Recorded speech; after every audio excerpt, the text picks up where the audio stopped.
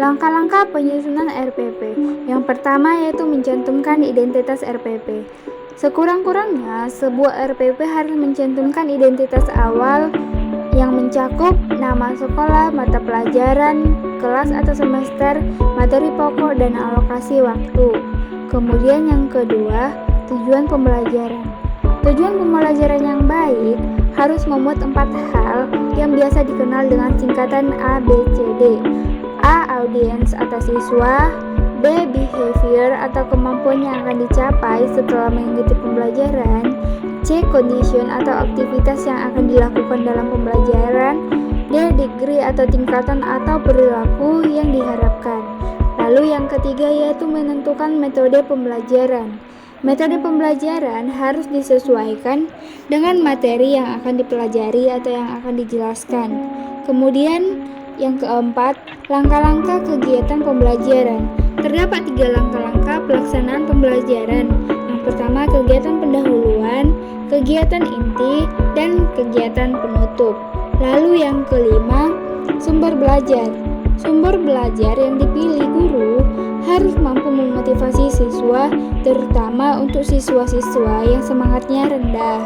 Kemudian yang terakhir yaitu penilaian.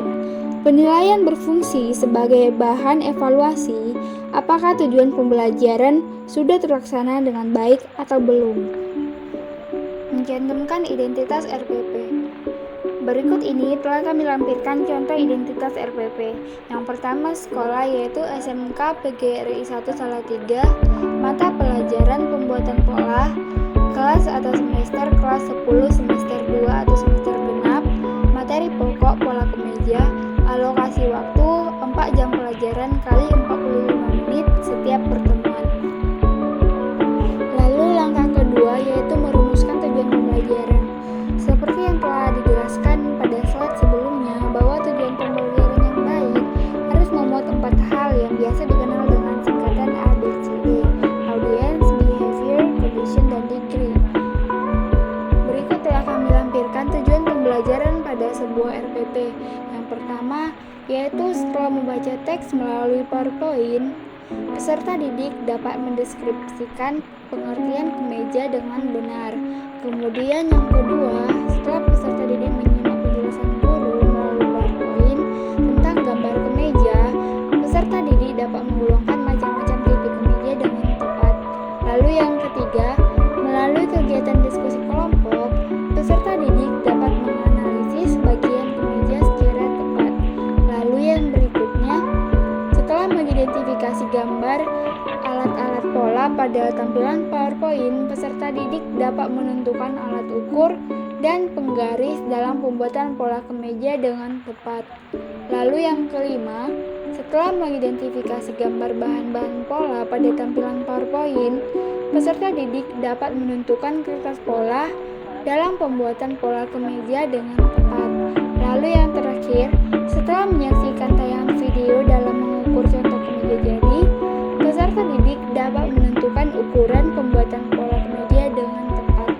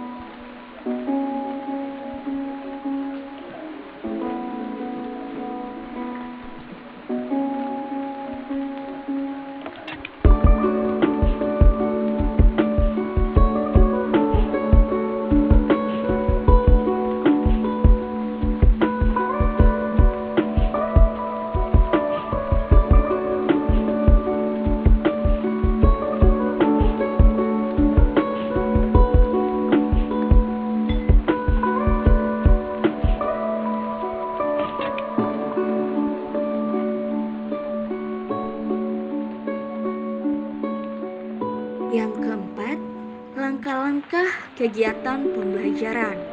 Langkah-langkah dalam kegiatan pembelajaran terbagi menjadi 3 tahapan. Di antaranya yaitu kegiatan pendahuluan, kegiatan inti, dan kegiatan penutup. Yang pertama, kegiatan pendahuluan. Pada kegiatan pendahuluan terbagi menjadi 3 tahapan pembelajaran. Di antaranya yaitu orientasi, persepsi, dan motivasi. A. Orientasi. Adapun kegiatan pembelajaran pada tahapan orientasi diantaranya sebagai berikut, di mana guru mengkondisikan kelas dalam suasana kondusif untuk berlangsungnya pembelajaran. Guru mengucapkan salam dan siswa menjawab salam.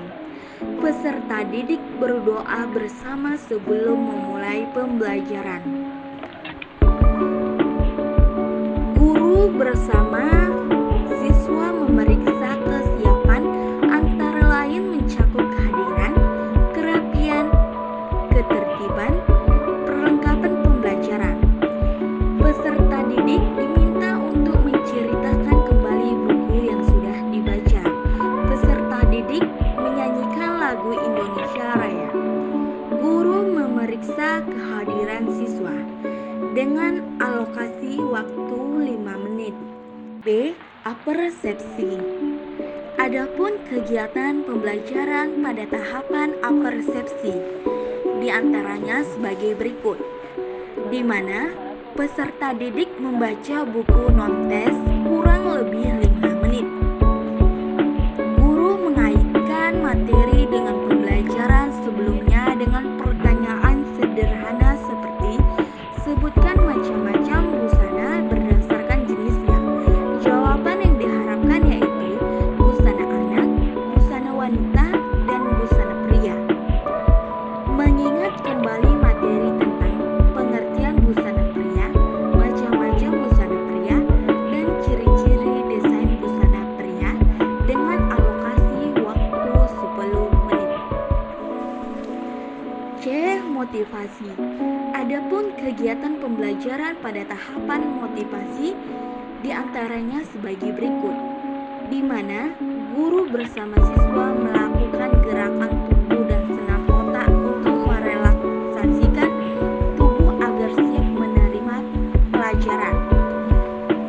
Guru menyampaikan kompetensi dasar dan tujuan pembelajaran yang akan diajarkan.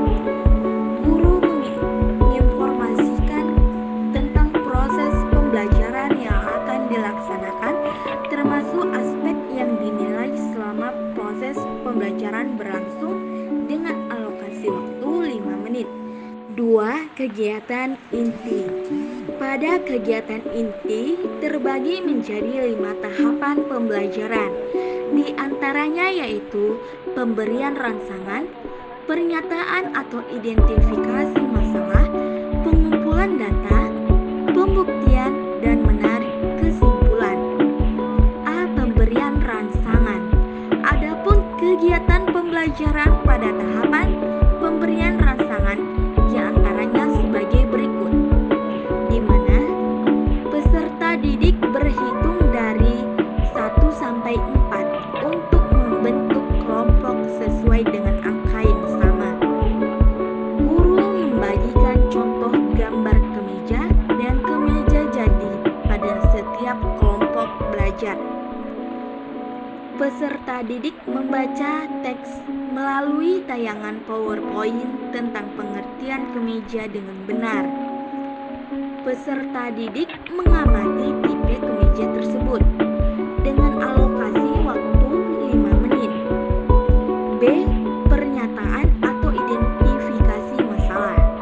Adapun kegiatan pembelajaran pada tahapan pernyataan atau identifikasi masalah diantaranya sebagai berikut, di mana peserta didik menyimak penjelasan guru melalui media tayangan PowerPoint tentang macam-macam tipe kemeja. Peserta didik menjawab pertanyaan guru tentang macam-macam tipe kemeja. Peserta didik menyimak tayangan PowerPoint tentang bagian-bagian kemeja. Peserta didik melakukan diskusi dengan peserta lain dalam satu kelompok untuk mengidentifikasi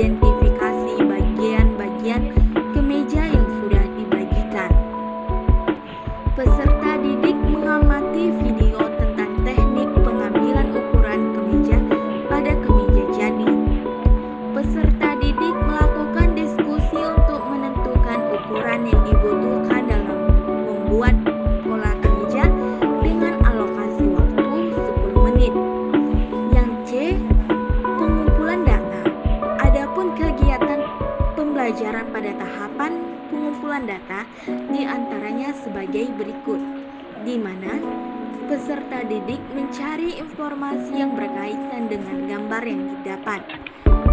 Peserta didik membaca bahan ajar yang diberikan oleh guru.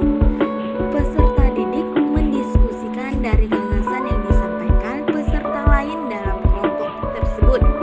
Peserta didik menuliskan hasil diskusi pada lembar kerja. Peserta didik berkonsultasi dengan guru jika mendapatkan hal yang kurang jelas. Ketua kelompok menyusun jawaban dari hasil kerja anggotanya. Guru melakukan pengamatan untuk menilai sikap dan keterampilan peserta didik dalam diskusi kelompok dengan alokasi waktu 55 menit. Dan yang terakhir, kegiatan penutup. Adapun kegiatan pembelajaran pada kegiatan penutup diantaranya sebagai berikut, di mana peserta didik dengan bimbingan guru menyimpulkan materi pembelajaran. Peserta didik mengerjakan soal evaluasi. Peserta didik mendapat umpan balik. Guru menyampaikan tindak lanjut untuk pertemuan berikutnya.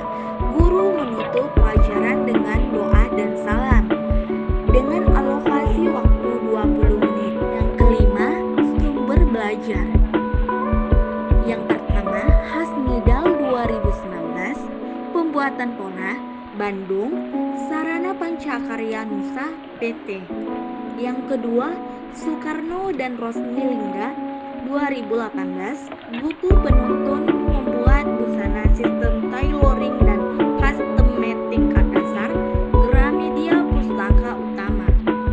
Langkah selanjutnya dalam menyusun RPP yaitu adanya penilaian.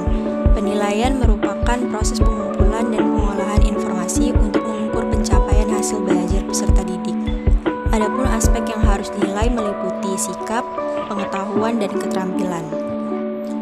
Penilaian sikap merupakan kegiatan yang dilakukan oleh pendidik untuk memperoleh informasi deskriptif mengenai perilaku ataupun tindakan peserta didik dalam proses pembelajaran yang meliputi sikap spiritual dan sosial. Kemudian penilaian pengetahuan merupakan kegiatan yang dilakukan untuk mengukur dan mengumpulkan informasi mengenai penguasaan pengetahuan peserta didik. Penilaian pengetahuan dilakukan dengan teknik tes tertulis, tes lisan, dan penugasan.